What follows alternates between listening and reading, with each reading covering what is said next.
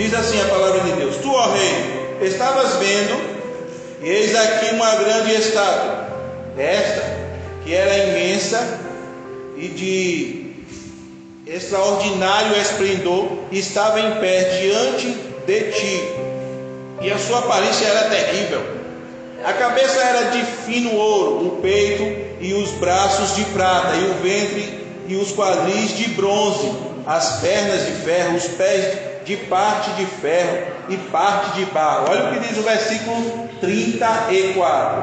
Quando eu estava olhando, uma pedra foi cortada sem auxílio de mãos, feriu a estátua nos pés de ferro e de barro e os esmiuçou. Aqui está uma palavra profética de algo que na época não havia acontecido, mas que posteriormente veio a ocorrer. E o que é que o Daniel está falando? Ele está falando dos impérios. Ele está falando do Império Babilônico. Aquela imagem que tinha partes diferentes simbolizava 4 impérios.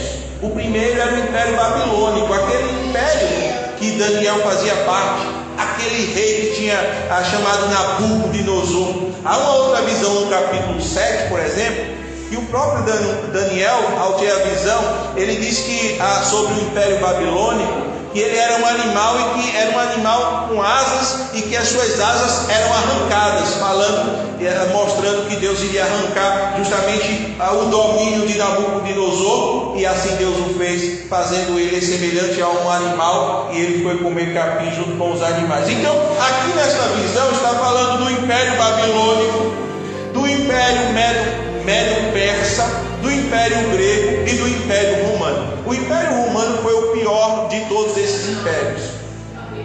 O Império Romano foi o pior, foi o império mais forte.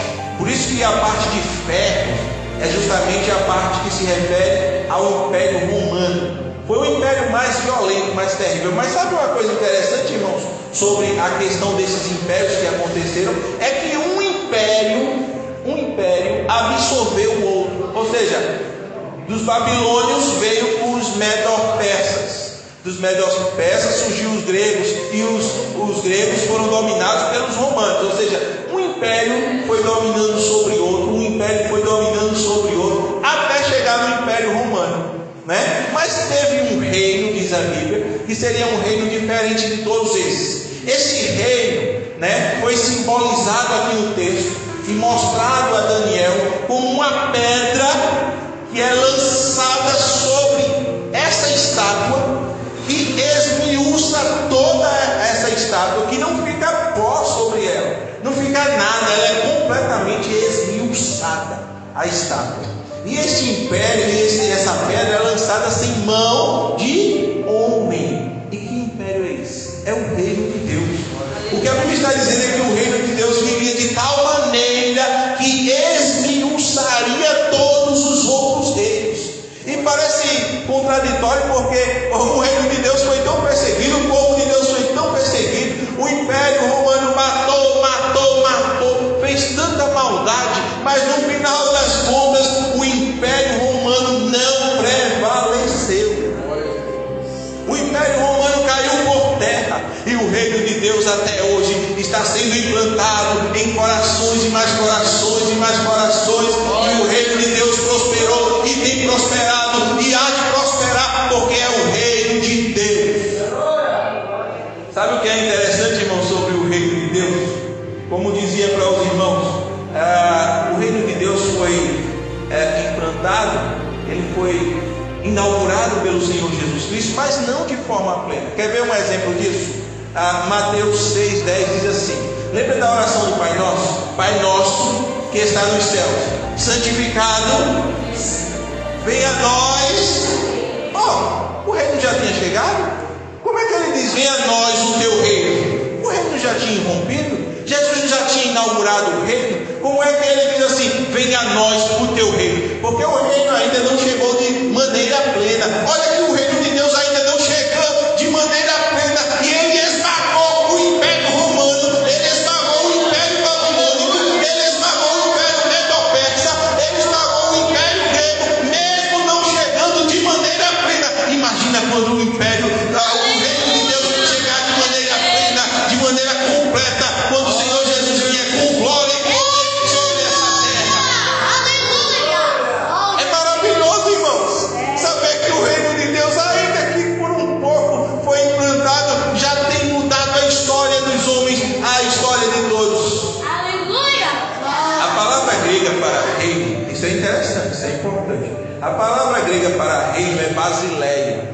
palavra Basileia não quer dizer propriamente reino. Ela é traduzida por reino, mas ela quer dizer reinado.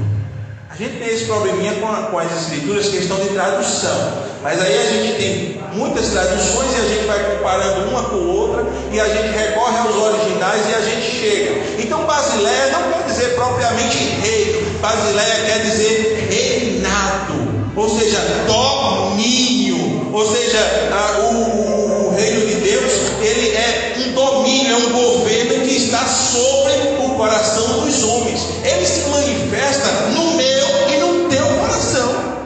Ele se manifesta na vida daqueles que creem, que recebem a Jesus e que recebem o Evangelho.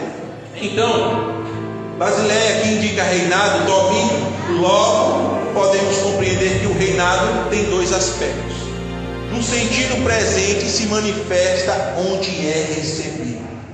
Ou seja, vivemos em um tempo que o reino de Deus só se manifesta aonde ele é recebido, aonde ele é aceito. E a Bíblia fala disso. Jesus disse: eu vim para os meus, mas os meus não quê? Não me receberam. Mas todos quantos me receberam, eu dei a eles o poder de serem feitos filhos de Deus, a saber, aos que creem no seu nome.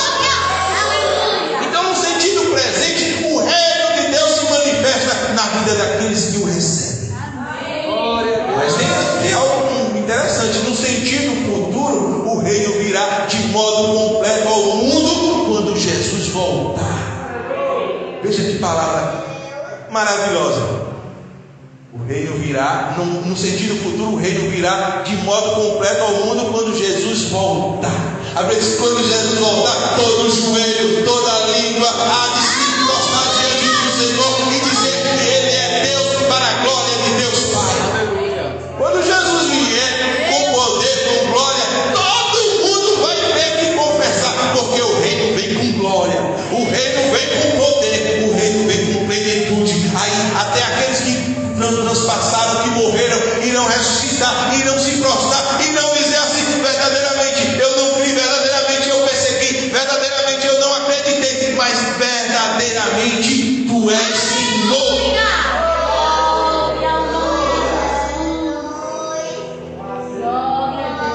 O reino de Deus, a melhor tradução, a melhor compreensão que podemos ter quanto o sentido do reino de Deus, o alcance do reino de Deus, está em Lucas 17, 20 a 21. Lucas 17, 20 a 21. Quem achar, por favor, pode ler.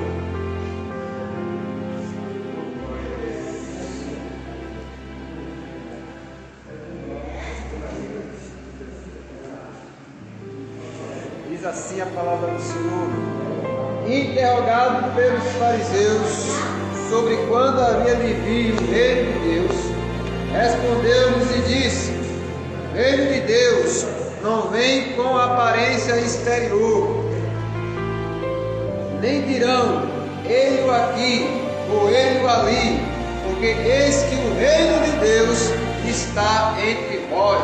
Glória a Deus. Os fariseus chegam para Jesus e perguntam quando seria a vinda do reino de Deus e que aspecto o reino de Deus teria. Jesus diz para ele: olha, o reino de Deus não vem com aspectos humanos, não vem com ritos humanos, não vem com formas humanas, não vem com aparência humana. O reino de Deus, ele está entre vós. Não é que os fariseus encontraram o reino de Deus. O reino de Deus se manifesta e está entre vós. Ou seja, Jesus está dizendo que ele veio romper esse reino e que esse reino ele está disponível para aqueles que encontram a Jesus, que aceitam a sua mensagem e que aceitam o seu evangelho.